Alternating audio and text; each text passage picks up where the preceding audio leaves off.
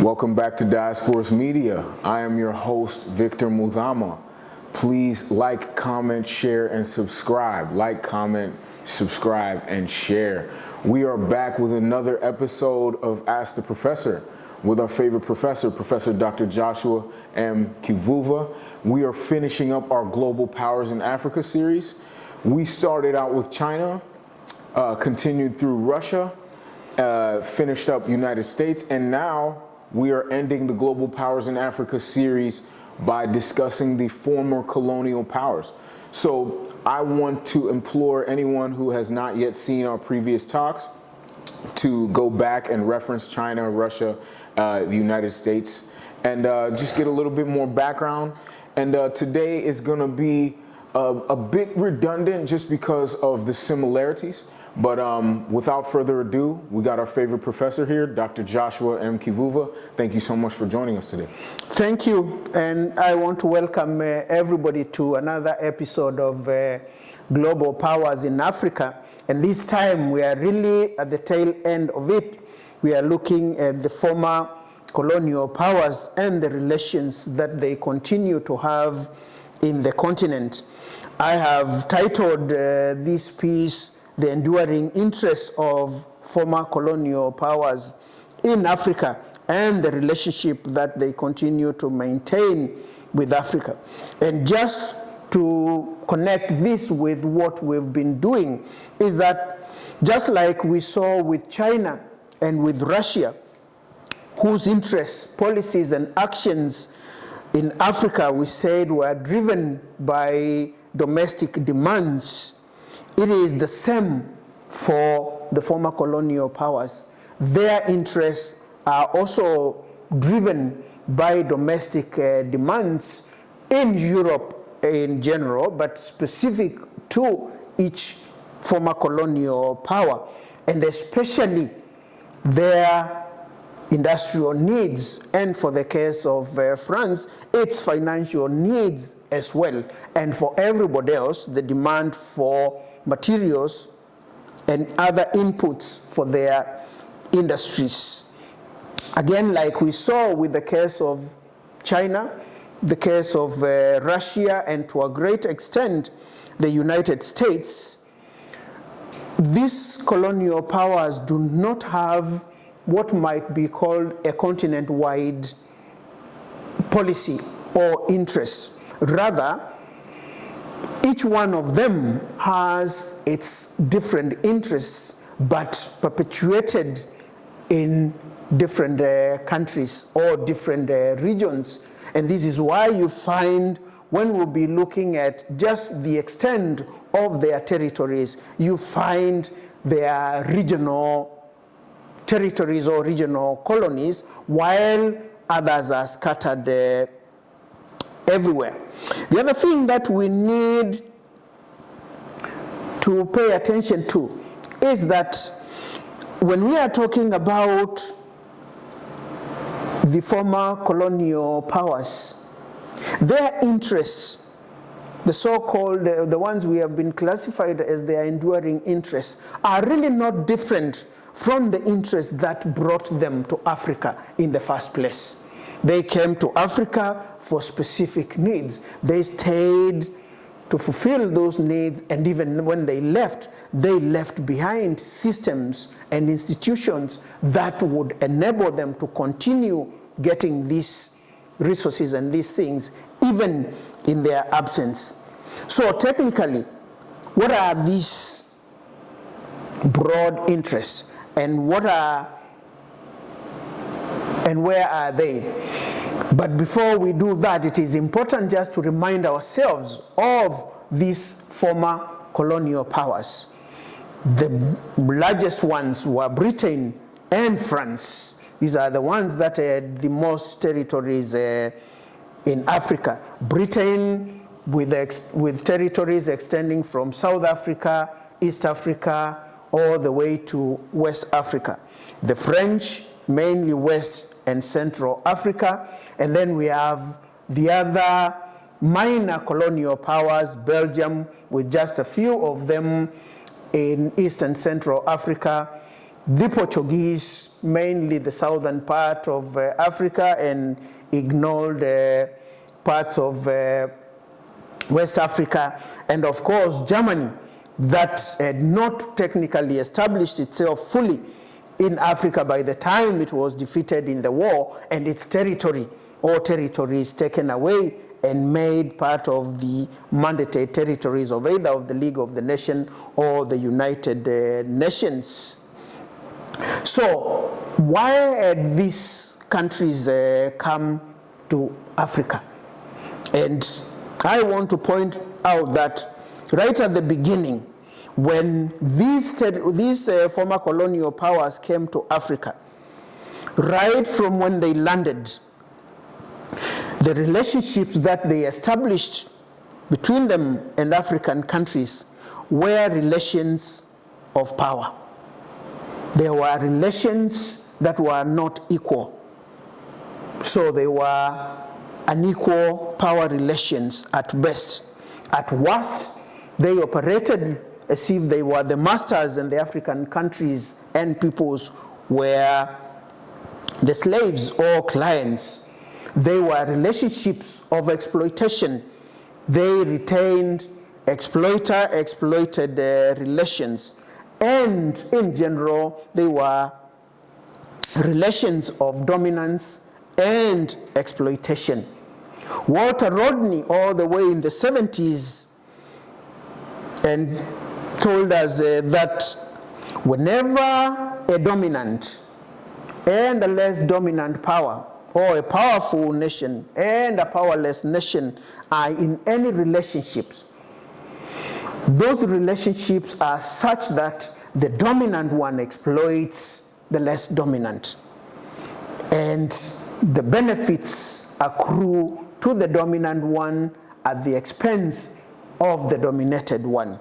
To use his words, he says that the relationships are such that to the dominant power goes development. And as the dominant ones develop, those that are not dominant, the dominated, underdevelop or undeveloped. And the reason behind it is because the resources of the African countries were taken and helped to develop the developing European countries, and they became developed at the expense of African countries. So colonialism was and remained a system of exploitation, plain and simple, and it does not matter what the African elites, what the political elites in Africa tell their population. And even today, when we are talking about the continued relations of these former colonial powers with their former colonies, they remain relations of exploitation. They still want to exploit Africa's resources and take them to their motherland to develop industries there, to develop their countries. And really the extent of how much this is, and especially the difference it makes, we can just see what is happening in France, where when just the African countries have started rebelling against France, France now is in economic downtown that is likely to leave France as a third world country. So these are significant resources. But now getting back to what really are these interests that we continue, that the former colonial powers continue to have in Africa. We can look at them from 4 or 5 important headings. And like we saw with the Chinese, like we saw with the Russians, like we saw with the Americans, the unchecked access and control of Africa's resources is the key.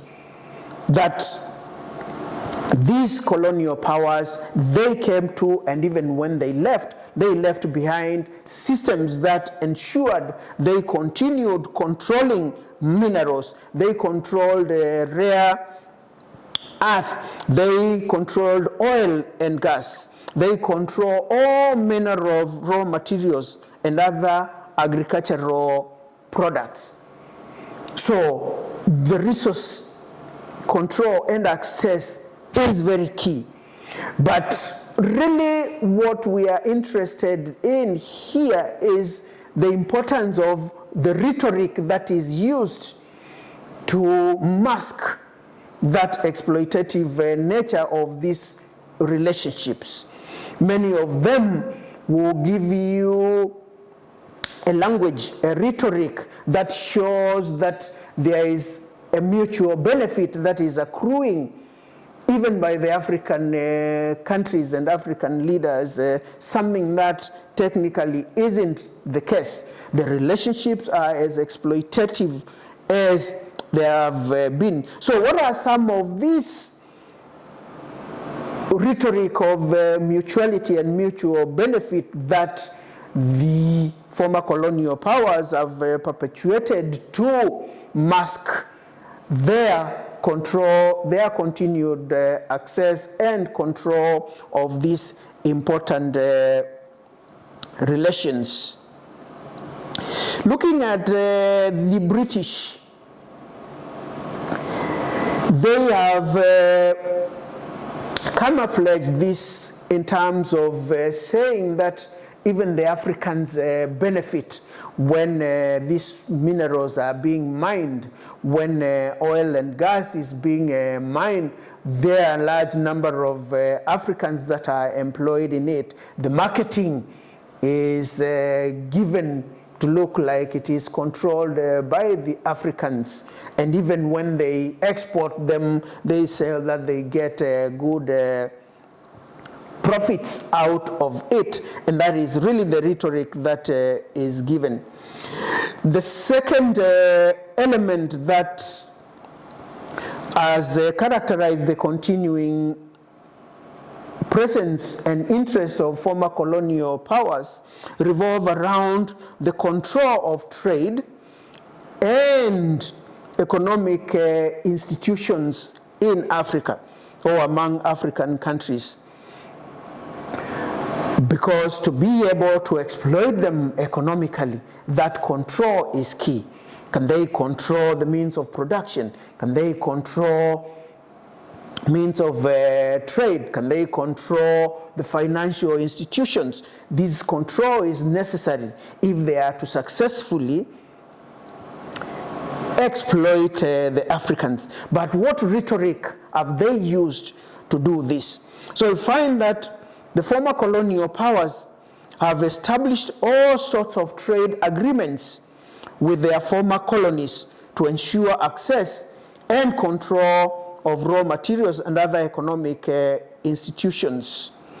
To easily do this, they have used such nicely sounding rhetoric like, number one, the preferential trade agreements and other bilateral, multilateral agreements or frameworks and other extractive partnerships that show that Africans are part and parcel of this mutually beneficial trade, mutually beneficial institutions.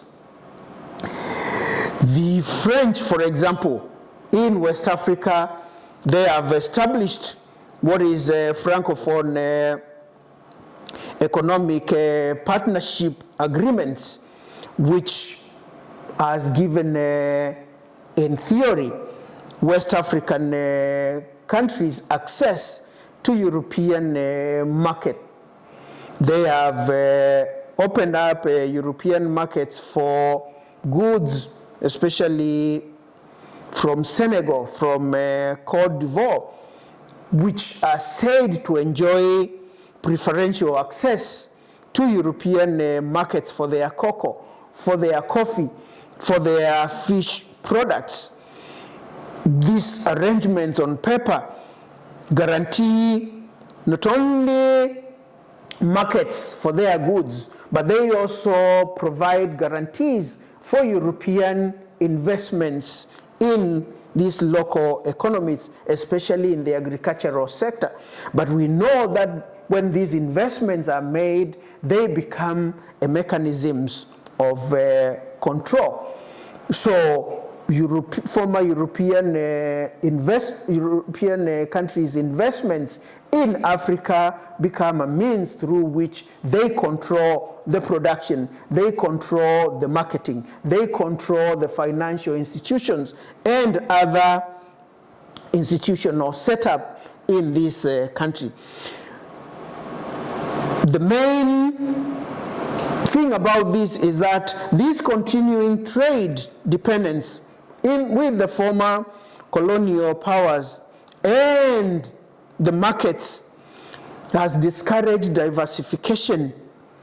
Without this preferential treatment, which targets specific markets for specific goods, there is every indication that African economies might have been incentivized earlier on to strengthen intra-African trade or forge strong South-South partnerships with emerging economies like China, like India, like Brazil, relationships that would have seen faster and more beneficial growth in the African country.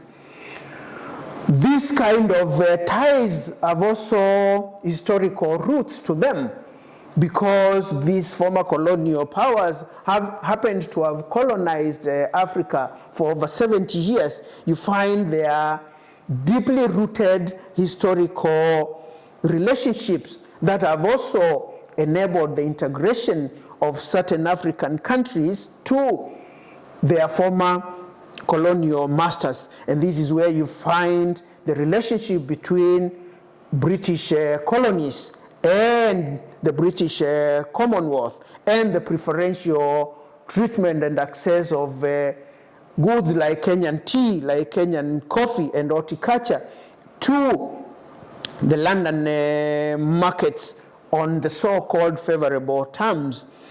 This has also guaranteed British investments in Kenya's agricultural, especially the horticulture sector. And again, we know anytime the former colonial powers make investments in these economies, those investments act as a tool and an agent of controlling the entire sector.